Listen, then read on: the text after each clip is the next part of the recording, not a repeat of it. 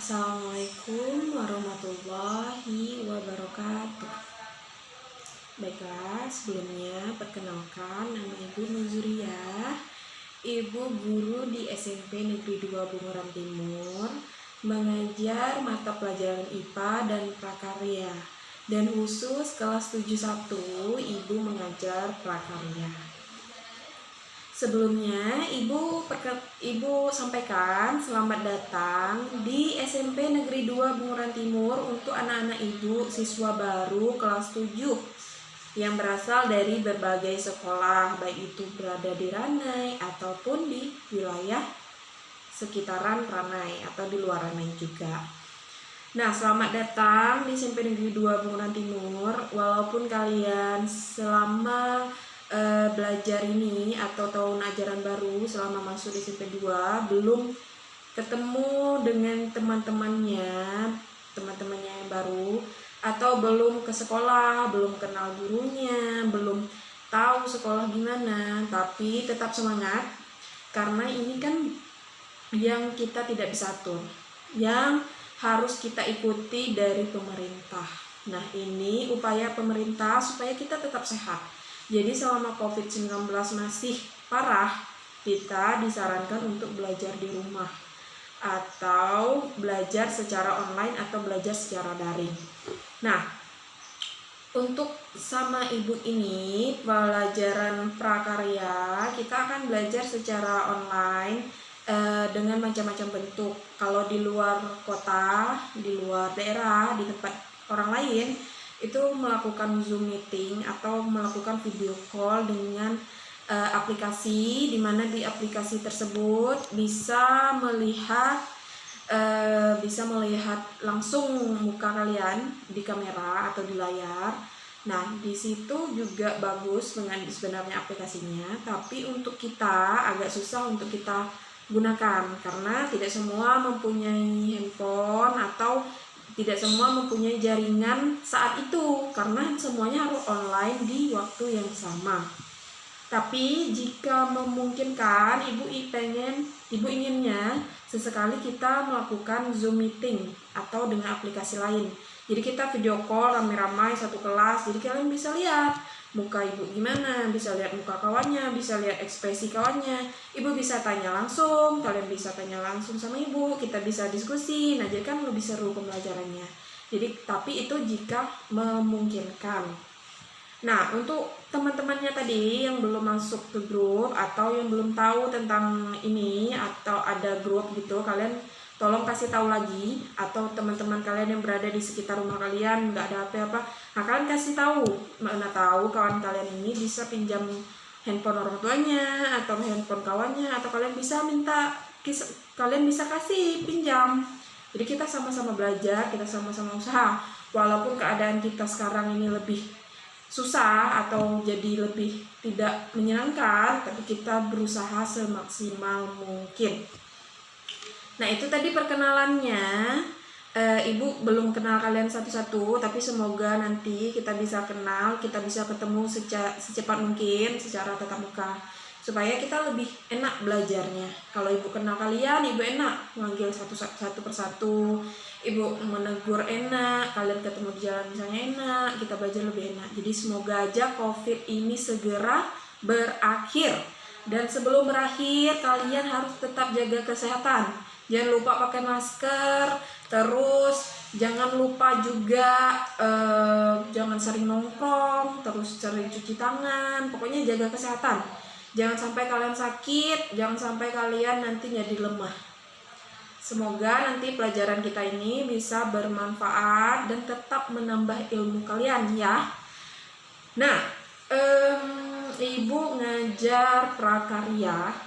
Nah, prakarya itu kalau kalian belajar di SD udah belajar lebih ke kerajinan tangan. Tapi kalau prakarya ini bukan hanya kerajinan tangan, bukan hanya suatu karya yang misalnya dari barang bekas saja atau apa, tapi segala hal yang bisa kita jadikan produk. Contohnya misalnya kita sampah, kalau plastik misalnya kita buat kerajinan tangan. Terus kalau misalnya sampah basah, sampah yang kotor yang nggak bisa kita buat sesuatu yang indah, kita bisa buat pupuk atau cara pengolahan air juga. Nah, itu kita belajar di prakarya. Jadi prakarya ini adalah ilmu yang mempelajari suatu pengaplikasian, yaitu penerapan. Jadi kita bukan hanya belajar ilmunya aja, tapi kita harus bisa membuat sesuatu atau produk dari hal-hal yang berada di sekitar kita. Jadi ilmu yang mempelajari pengaplikasian benda-benda di sekitar kita sehingga bisa dibuat produk dan bisa dimanfaatkan. Nah, contohnya misalnya kita sampah tadi yang Ibu bilang, terus macam-macam, misalnya makanan juga, misalnya kita bahan makanan ini kita bisa kreasikan untuk buat ini. Misalnya kalau kita di Natuna lebih ke ikan, misalnya kita cara buat kernas. Nah, itu juga salah satu yang dipelajari di prakarya. Sebelumnya Ibu mohon maaf untuk video ini mungkin kurang maksimal. Nah, ini untuk pembelajaran pertemuan pertama aja. Ibu pengen video secara langsung seperti ini supaya kalian mengenal Ibu terlebih dahulu. Nah, untuk minggu depan mungkin Ibu usahakan lebih baik lagi. Nah, untuk prakarya ini kemarin ada dari pihak perpustakaan atau guru atau wali kelas kalian ada yang sampaikan untuk mengambil buku. Nah, buku yang kita pakai itu buku seperti ini, yaitu buku prakarya SMP MTS kelas 7 semester 1. Nah, di sini di semester ini 1 prakarya itu kita belajar yang pertama itu kalau di semester 1 itu ada bab 1 kerajinan serat, terus bab 2 kerajinan tekstil. Nah, itu lebih ke kerajinan. Terus bab 3-nya teknologi konstruksi miniatur rumah. Terus bab 4-nya budidaya tanaman sayuran. Terus bab 5-nya itu pengolahan bahan pangan buah segar menjadi makanan dan minuman. Nah, jadi banyak yang kita pelajari. Selain kerajinan, kita harus belajar tentang pengolahannya juga. Terus ada bab 6, ada pengolahan bahan pangan hasil samping buah menjadi produk pangan. Kalau tadi misalnya buah segar menjadi makanan minuman, ini buah menjadi bahan pangan menjadi hasil samping buah menjadi produk pangan. Nah, berarti di semester ini kita belajar 6 bab. Nah, untuk bagian pertama kita belajar tentang kerajinan. Kerajinan ini ada 2 bab. Untuk bab pertamanya itu yaitu kerajinan serat. Kerajinan serat itu maksudnya kerajinan yang lebih ke tumbuhan atau benda-benda yang memang berasal dari alam. Nah, dari buku itu kalian bisa baca, Ibu jelaskan juga yang berdasarkan buku. Indonesia itu dinyatakan sebagai negara dengan tingkat biodiversitas tertinggi kedua di dunia setelah Brazil. Nah, biodiversitas itu artinya negara yang memiliki keanekaragaman spesies makhluk hidup. Jadi di Indonesia itu banyak, jadi tumbuhan itu banyak jenis, hewan itu banyak jenis, macam-macam, keanekaragaman. Jadi banyak variasinya, ada tumbuhan ini, ada hewan ini, ada ini, ada itu. Nah, ada jenis sungai ini, apa ini ya, semua ada di, hampir semua ada di Indonesia.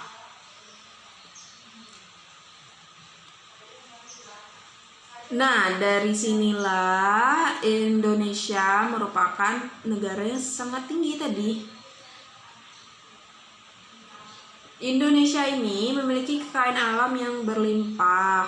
Kekayaan alam ini, nah nanti kalian bisa gunakan, bisa kita makan langsung, misalnya buah, sayur bisa kita makan langsung, ada yang mentah bisa kita makan, atau bisa kita jadikan yang lebih kreatif, atau misal yang harus kita masak dulu, harus kita olah dulu, misalnya sayuran bisa macam-macam jenis makanan kita masak, atau macam-macamnya lagi kita bisa buat berbagai macam, lebih kreatif, inovatif, dan mengikuti perkembangan sezaman sesuai dengan kebutuhan kita.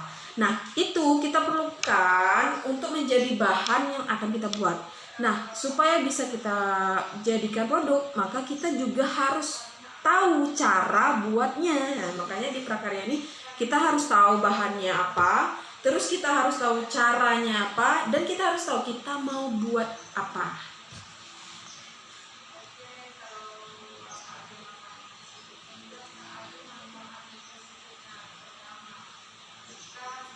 Nah, dengan cara inilah segala sesuatu yang ada di Indonesia atau di bumi ini bisa kita manfaatkan. Jadi kalau misalnya sampah tidak langsung kita buang, bisa kita jadikan kerajinan, bisa kita manfaatkan lagi. Atau sesuatu yang memang kita kira tidak ada manfaatnya, ternyata bisa kita kreasikan lagi, kita bisa ubah lagi sehingga bisa bermanfaat. Sekalipun tidak bermanfaat untuk kita, bisa juga bermanfaat untuk orang lain.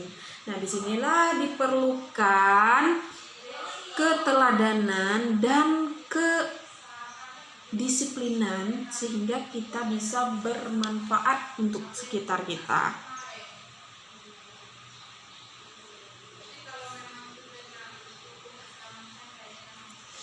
Nah, kita di Indonesia itu budaya kita itu sangat kental karena di kita itu banyak hal yang bisa kita manfaatkan.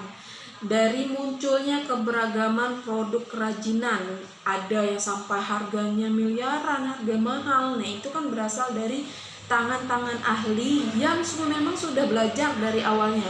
Nah, itu pembelajarannya itu tidak gampang, memerlukan pelatihan, pembelajaran yang berkelanjutan.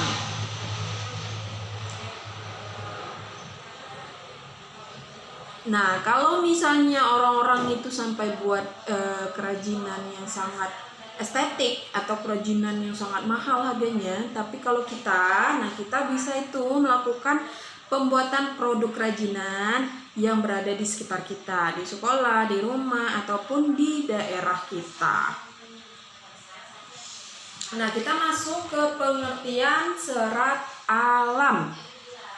Bahan serat adalah suatu jenis bahan berupa potongan-potongan komponen yang membentuk jaringan memanjang yang utuh.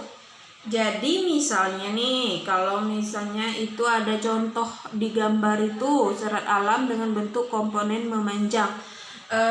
Misalnya kayu yang berserat-serat, kayu yang agak lembut, atau misalnya serat ubi, nah tulang di ubi misalnya, itu tuh termasuk serat. Nah, di situ kan berupa potongan komponen yang membentuk jaringan yang memanjang, yang utuh. Menurut Kamus Bahasa Indonesia, serat adalah suatu material yang perbandingan panjang dan lebarnya sangat besar dan molekul penyusunnya terorientasi. Jadi serat yang bisa kita gunakan untuk ini, serat yang diartikan sebagai serat, memang serat untuk kerajinan itu panjang dan lebarnya sangat besar sehingga bisa kita gunakan untuk membuat kerajinan. Nah, kalau misalnya di dunia kesehatan atau di dunia makan-makanan, serat itu sering dikaitkan dengan sayur-sayuran, buah-buahan, dan tekstil. Nah, serat itu gunanya untuk biar pencernaan kita lebih lancar. Nah, sayuran dan buah-buahan merupakan makanan berserat tinggi yang sangat baik bagi sistem pencernaan, ya Ibu bilang tadi. Kemudian ada juga serat untuk tekstil yang digunakan untuk aplikasi tekstil. Contohnya benang, kain. Nah, itu kan bisa untuk digunakan untuk bahan-bahan tekstil. Bahan-bahan tekstil itu misalnya tadi benang, kain, bisa untuk buat spanduk, dan macam-macamnya.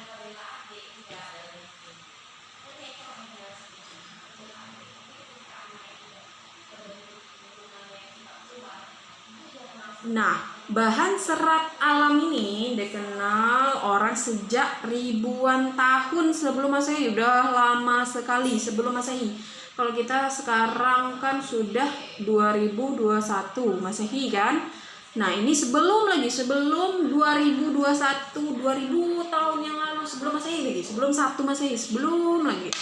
Nah, itu udah ada seratnya. Beberapa bukti sejarah mencatat bahwa bahan serat alam sudah dipergunakan sejak tahun 2640 sebelum Masehi. Bayangkan.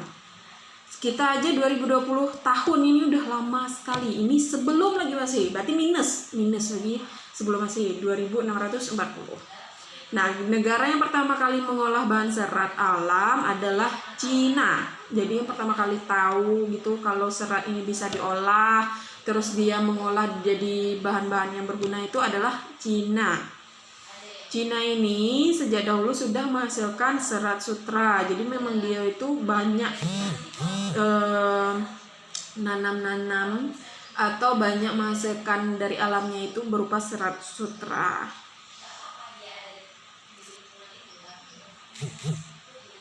Nah, serat sutra itu misalnya dari ulat, terus bahan diolah menjadi benang untuk kebutuhan produk tekstil. Nah, itu atau berupa kapas. Nah, itu berasal dari pertama kali dari Cina. Dalam perkembangannya, bahan serat alam digunakan di berbagai negara lainnya, seperti serat flax yang pertama digunakan di Swiss pada tahun 1000 sebelum Masehi, dan serat wol mulai digunakan orang di Mesopotamia pada tahun 1000 sebelum Masehi. Jadi negara-negara sebelumnya, sebelum sampai di Indonesia itu, banyak negara-negara yang sudah mulai mengolah ini. Nah, untuk kelanjutannya kalian bisa baca. Ini bukan sesuatu yang harus kalian pahami dengan gimana-gimana juga. Maksudnya kalian harus baca aja, kalian tahu. Nah, insya Allah nanti kalau misalnya ada ujian soalnya, tinggal kalian jawab aja. Misalnya di Swiss pada tahun berapa, di ini pada tahun berapa, negara pertama negara apa. Nah, itu kalian bisa jawab dengan sering-sering baca buku ini, ya kak? Oke?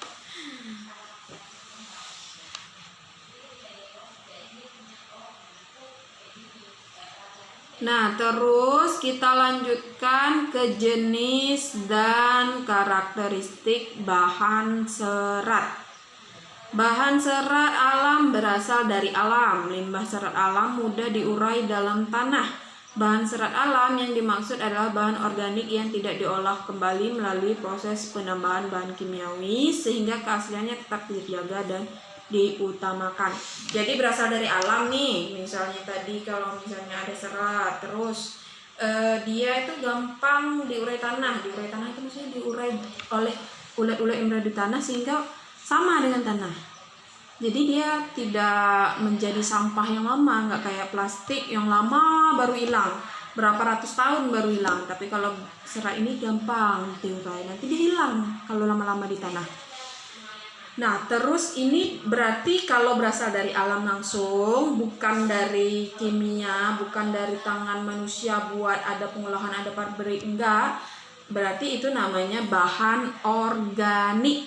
Karena dia bukan dari penambahan pengolahan atau dari bahan kimia. Nah, bahan serat alam dapat digolongkan menjadi 3 jenis, yaitu berasal dari tumbuhan, hewan, dan mineral. Dah, sampai situ aja dulu lah pertemuan pertama ini. Jadi kalian harus tahu aja dulu, tadi Ibu sampaikan secara umum aja dulu prakarya itu apa tadi. Terus pada pembelajaran ini, prakarya ini semester ini belajar apa saja.